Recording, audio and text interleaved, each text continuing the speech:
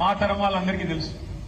అట్లాంటి పరిస్థితుల్లో ఒక తుఫాన్లో చిరుదీపాన్ని వెలిగించినట్టు పెద్దలు కేసీఆర్ గారు ఆనాడు ఒక్కడుగా బయలుదేరి తెలంగాణ జాతిని ఒకటి చేయడానికి డాక్టర్ బాబాసాహెబ్ అంబేద్కర్ గారు ఏ సూత్రాన్నైతే చెప్పారో, బోధించు, సమీకరించు, పోరాడు అనే మాట ఏదైతే చెప్పారో, లక్షల సంఖ్యలో ప్రజల్ని సమీకరిస్తూ తెలంగాణ రాష్ట్ర ఏర్పాటు ఎందుకు జరగాలనో వారికి బోధిస్తూ, ఎక్కడ ఏ సమస్య వచ్చినా అడుగడుగున తెలంగాణ ప్రజలకు ఒక రక్షణ కవచంలాగా నిలిచి పోరాడుతూ ఆ బాబాసాహెబ్ చూపిన బాటలో, ఆ బాబాసాహెబ్ రాసిన రాజ్యాంగం ఆధారంగానే తెలంగాణ సాధించాలనే లక్ష్యంతో ఆ రోజు ప్రయాణం మొదలైంది.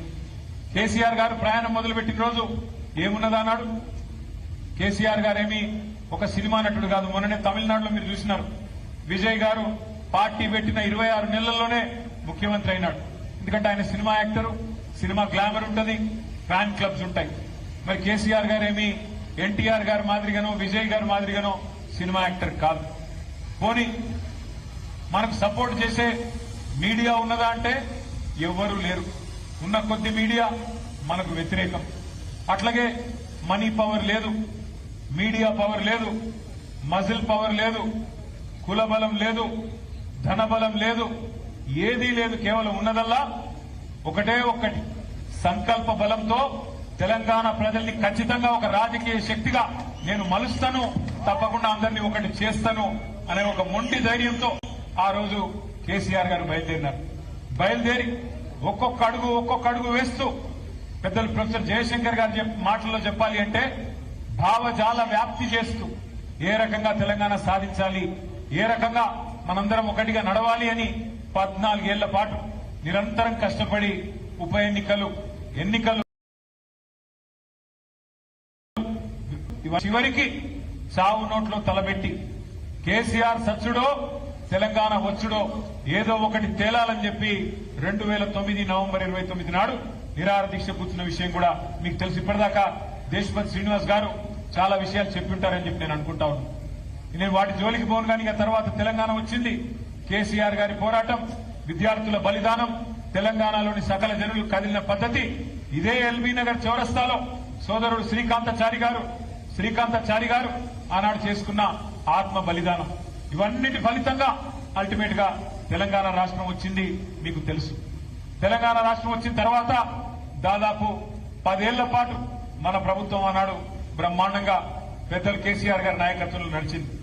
కానీ గత 2-2.5 సంవత్సరాలుగా ఏ రకమైన పరిస్థితి ఈ రాష్ట్రంలో కాంగ్రెస్ ప్రభుత్వం వచ్చిన తర్వాత నాకంటే బాగా మీకే తెలుసు. అవన్నీ పక్కన పెడితే 2.5 ఏళ్లది. గత వారం రోజులుగా ఏం జరిగిందో ఒక్కసారి మీరు ఆలోచించాలని చెప్పి నేను కోరుతా ఉన్నాను. ఒక ఆడ కూతురికి అన్యాయం జరిగితే, ఒక మైనర్ బాలికకి అన్యాయం జరిగితే ఈ రాష్ట్రంలో ఉన్న ప్రభుత్వం మీద దున్నపోతు మీద వానబడ్డట్టు కూడా రాలే. ఒక మైనర్ అమ్మాయికి అన్యాయం జరిగితే ఎవరు ముందుకు రాలే. ఇటు కాంగ్రెస్ నోరు మూసుకున్నది, అటు చేసిన వాళ్ళు, తప్పు చేసిన వాళ్ళు బీజేపీ వాళ్ళు కాబట్టి వాళ్ళు కూడా నోరు మూసుకుని ఉన్నారు. కొట్లాడింది ఎవరు? నిలబడ్డది ఎవరు? అల్టిమేట్ గా తెలంగాణలో ఎవరికి ఏ సమస్య వచ్చినా మళ్లీ నిలబడి కలబడేది ఎవరు? గట్టిగా చెప్పాలి, వినబడతలేదు. కేసీఆర్ గారి బృందమేనా? కేసీఆర్ దళమేనా? మళ్లీ నిలబడేది, కలబడేది, గొంతు విప్పేది, కొట్లాడేది మళ్లీ మనమే. కానీ ఒక్కసారి మనందరం కూడా ఆ తల్లికి, ఆ తండ్రికి, ఎవరైతే అమ్మాయి తల్లిదండ్రి ఉన్నారో వారిద్దరికీ గట్టిగా చప్పట్లతో సలాం చెప్పాలి, గట్టిగా చప్పట్లతో సల్యూట్ కొట్టాలని చెప్పి నేను విజ్ఞప్తి చేస్తా ఉన్నాను. ఎందుకు? ఒకవైపు కేంద్ర హోంశాఖ మంత్రి, మరొక వైపు రాష్ట్ర ముఖ్యమంత్రి, ఇద్దరు పవర్ఫుల్ పోస్టుల్లో ఉన్నా ఆ తల్లి, ఆ తండ్రి అదరలేదు, బెదరలేదు. ఇద్దరు కుమ్మక్కై, ముఖ్యమంత్రి, కేంద్ర మంత్రి ఇద్దరు కుమ్మక్కై ఆ అమ్మాయికి అన్యాయం చేయాలనుకున్నా ఆ తల్లి, తండ్రి వెనుకకు తగ్గలేదు.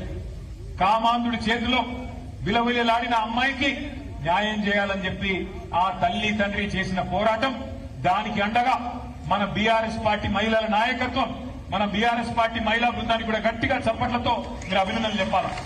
ఎక్కడికక్కడ